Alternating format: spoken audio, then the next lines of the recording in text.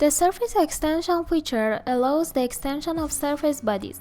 Sets of edges that belong to the boundaries of surface bodies can be selected manually through an apply cancel button property, or you can search through the edges in the model, which can be extended to fill gaps by providing a gap value. Gap refers to the maximum distance you want a laminar edge to extend until bounded by other face surfaces.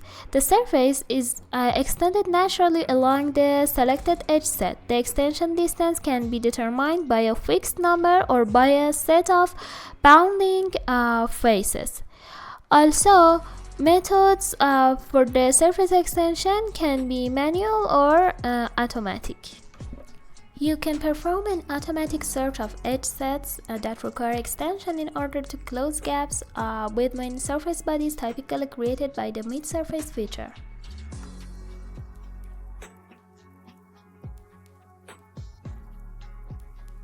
Kindly like and subscribe to MR CFD channel and tap the bell to get new video updates.